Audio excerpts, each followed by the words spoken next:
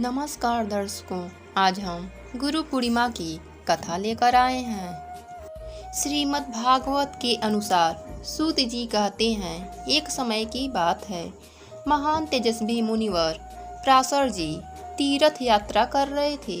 घूमते घूमते वे यमुना के पावन तट पर पहुँचे। देवयोग से वहाँ उन्होंने एक अति सुंदर मनमोहक नेत्र वाली कन्या को देखा। इस कन्या का नाम सत्यवती था। इसके शरीर से मछली की दुर्गंध आ रही थी, इसलिए उस कन्या का नाम मत्स्य कन्या के नाम से भी जाना जाता था। उस कन्या को देखकर मुनि के मन में प्रबल वासना जग उठी। तब मुनि पराशर अपने मन के भाव को उस कन्या के समक्ष रखा। तब वह सुंदरी कन्या मुनि से कहने लगी, हे ऋषिवर, आपका उत्तम कुल है। मेरे शरीर से तो मछली की दुर्गंध निकलती है। मुझे देखकर आपके मन में यह भाव कैसे उत्पन्न हो गया? उस कन्या की बात को सुनकर पराशर जी ने अपने तपोबल से उसे कस्तूरी की गंध वाली बना दिया और वह सुगंध 4 कोस तक फैल गई। तब मुनि से वह कन्या कहने लगी, हे मुनिवर, यह जन समाज देख रहा है तथा उस तट पर मेरे पिताजी भी हैं। तब पराशर जी ने अपने पुण्य के प्रभाव से कोहरा उत्पन्न कर दिया।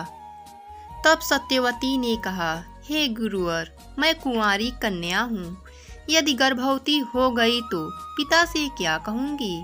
पराशर जी ने कहा, हे प्रिय, मेरा प्रिय कार्य करने पर भी तुम कन्या ही रहोगी। तुम्हें जो भी वर मांगना हो मांग लो। तब सत्यवती बोली, मेरे माता पिता इस रहस्य को ना जान सके।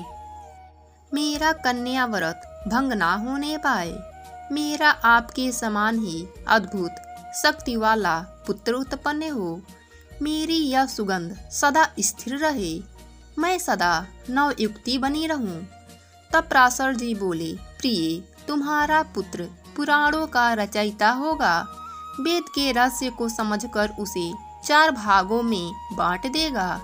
तीनों लोकों में उसकी प्रतिष्ठा होगी। तब सत्यवती मान गई। दोनों का मिलन हुआ।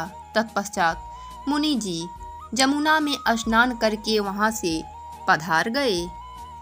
सत्यवती भी पिता के घर लौट गई। वह गर्भवती हो गई। समय अनुसार सत्यवती ने यमुना के द्वीप में पुत्र उत्पन्न किया। वह तेजस्वी पुत्र उत्पन्न होते ही बड़ा हो गया और अपने माता से कहने लगा, मुझ में असीम शक्ति है।